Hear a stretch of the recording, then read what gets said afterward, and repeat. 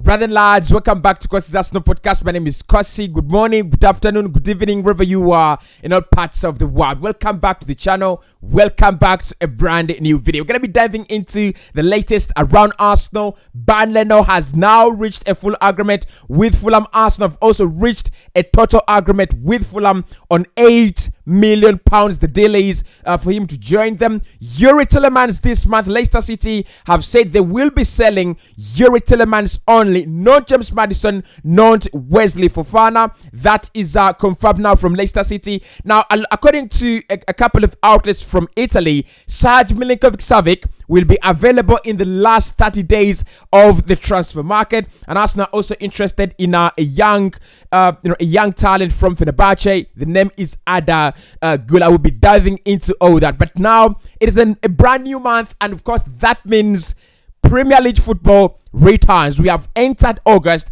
and Premier League football always never disappoints. It always returns in August. This Friday, Arsenal take on Crystal Palace in our first game of the campaign and in the grand opener of the season. I think it's going to be an amazing season. I think if you're an Arsenal fan out there, be excited. Just be excited. Yes, you have injuries, you have a lot of games coming your way, you have a lot of games without space and all that, but I think this is a squad that has at least 2 A-class players per position.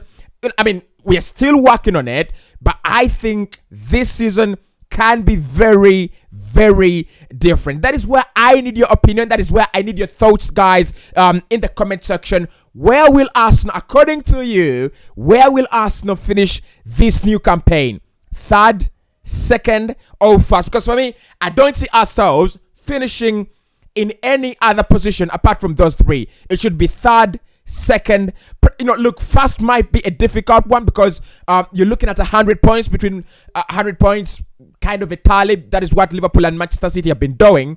But 2nd and 3rd, those are positions we should be challenging for vigorously and highly. So in the comment section, talk to me and let me know, where will Arsenal finish in your opinion? Are we set for the new season? Are we ready? And if we are not, why aren't we ready? And if we are, tell me why you think we are absolutely ready for the new season. Hit the like button for me. Let's get this video to 800 likes. Subscribe to the podcast as well. We're very close to 56,000 subscribers. Now, let's dive into the latest around the club. Let's start off with Bernd Leno. According to David Ornstein from The Athletic, they've just confirmed that Bernd Leno now is going to be a Fulham player in the next few hours. His medicals are scheduled this week. They should be done. There is a total agreement between the player and Fulham. There is a total agreement now between Arsenal and Fulham as well. Now, the problem with this deal, of course, like I said a couple of weeks ago, it was always about who's going to take the compromise. Is this going to be Fulham? Are they going to bend? Because Arsenal were trying to bend them so much into paying a lot of money. And Fulham were feeling that this is quite unfair. We cannot pay this much for Bernd Leno. And then in the end, Arsenal, decided we'll give in. We'll give you the compromise. It's gonna be £8 million the deal for Bernd Leno. I think that's quite decent. Arsenal signed him for around £10 million, and if you're selling him at around £8 million, that is after 3 years. 3 years later, £8 million. I do not think that is actually bad business. And for me, Leno has been quite a professional player. There is no reason as to why Arsenal should make his deal away from the club very, very difficult. I do not think is a burden. My opinions have been very, very clear about Bernd Leno. If he wanted to stay, if he chose to stay, I would 100% say keep him. He's one of the best goalkeepers for me. If you want a backup goalkeeper, he could be one of the best. Probably not one of those goalkeepers that are very good at using their feet, and that's why Mikel Arteta feels he doesn't fit into the structure and what he's kind of trying to do.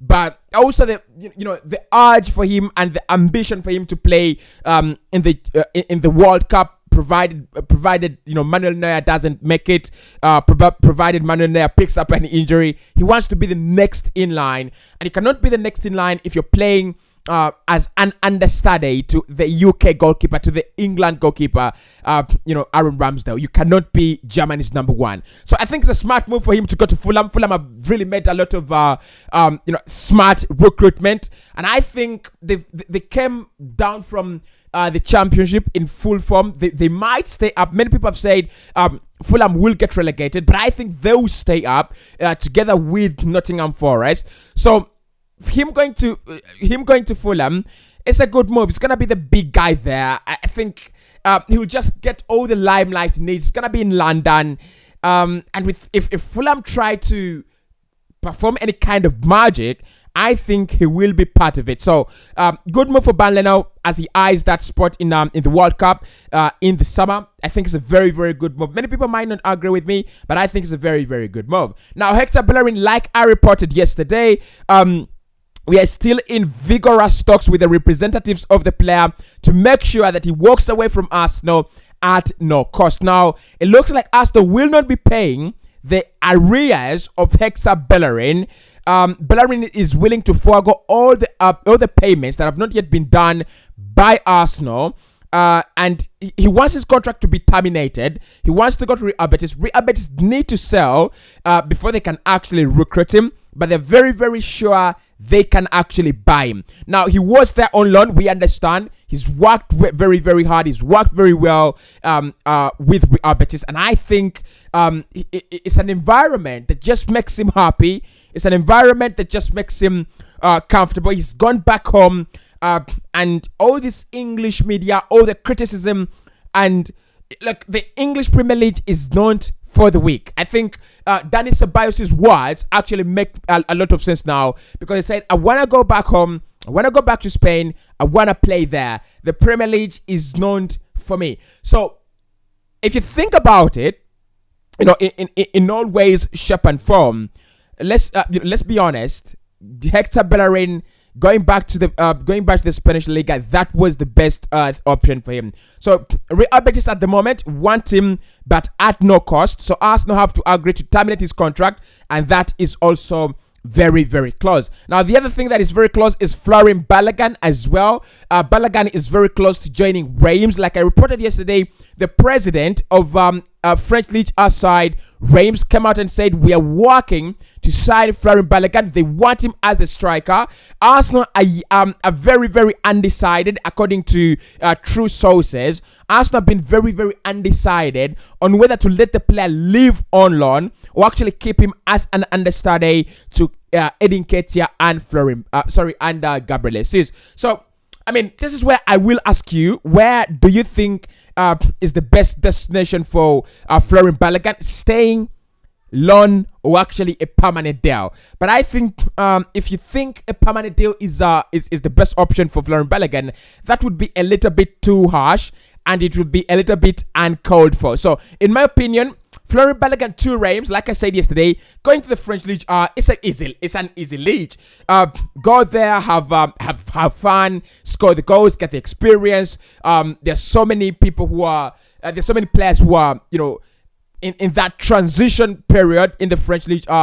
There's a lot of talent there. I've not really analyzed how Reims play and how impactful they would be on Florian Balogun, but I'm going to do that this week, and I'll tell you whether he will or not actually benefit from his loan deal there. But I think going to the French league for me, it's better than going to the Championship. I'm not really sure if I'm right, but I mean, the French league is rated among the best 5 leagues in Europe, and the Championship could be league number 6. So, to be honest, going to the Championship is not that bad, but getting that kind of experience as well across Europe is also not that bad. So, if Arsenal can get him that loan deal to Reims, I would 100% agree with that.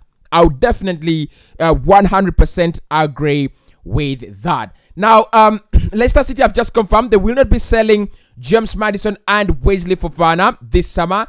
The only player they are willing to sell and the only offers they are willing to listen to are offers for Yuri Tielemans. But that should be enough as well. So they're considering selling Yuri Tielemans only. this summer for money or for a figure that they consider enough. I don't know how much they consider enough. The agent of the player has been pressing them down a little bit more. Arsenal also working on their outgoings as well. So it's kind of a waiting game. They're waiting for Arsenal to get these players out of the way. Tielemans is waiting for Mikel Arteta's phone call to tell him, look, pack your bags and get to London and get to the Emirates Stadium. But at the moment, I think the deal will happen. Like I said, we've been linked with very, very many central midfielders. I don't think there is anyone. I don't think there are any links as authentic as those of Yuri Tielemans, Fabrizio, Ben Jacobs. Sorry for that. Fabrizio, Ben Jacobs, and David Ornstein all confirming the same thing, that Yuri Tielemans to Arsenal is a priority. So at the moment, Leicester will sell to Arsenal if we offer the same amount of valuation they have in their heads, and also they will be selling to us, but not selling James Maddison and Wesley Fofana. I think Chelsea have been interested in Fofana. James Maddison, I'm not really sure which club is interested. It could be Chelsea as well. I'm not really sure which club is interested in James Maddison. Now we are also interested in Fenerbahce youngster Ada Gula. That is another story that is making some rounds on social media. Arsenal interested in a young player. And that is Ada Gula from Fenerbahce. He's the forward. His release clause is he has 3 release clauses in the next 3 years. So the first one is around 18 million euros. The next one is around 25 million euros, and the third one is 30 million euros. So if you want to buy him this year, you have to pay 20 million euros. If you want to buy him next year, you have to pay 25 million euros. And if you want to buy him in 2024, then you'll have to pay 30 million euros according to his release clause. But at the moment, if we signed him, probably one for the under 23s, I don't see how he comes into this Arsenal side. And finally, Serge Milinkovic-Savic is back in the news. But it's not a very, very strong story. According to sources in Italy, Lazio are trying to force a bidding war between Manchester United and Arsenal for Serge Milinkovic-Savic.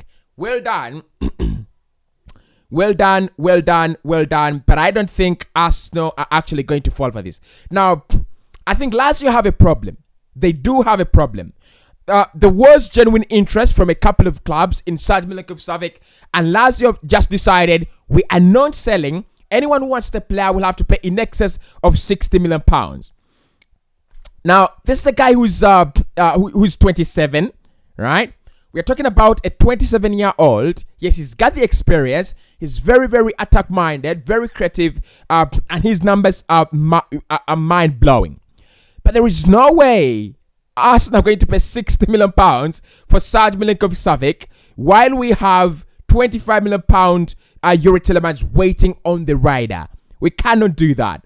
And then Man United and Arsenal both want central midfielders, but the priority is not Serge Milinkovic-Savic, one, and also I'm very, very positive United will get Frankie de Jong and Arsenal will get Yuri Tielemans. So waiting for a bidding war between Arsenal and Man United for Serge Milinkovic-Savic, they are absolutely wasting their time.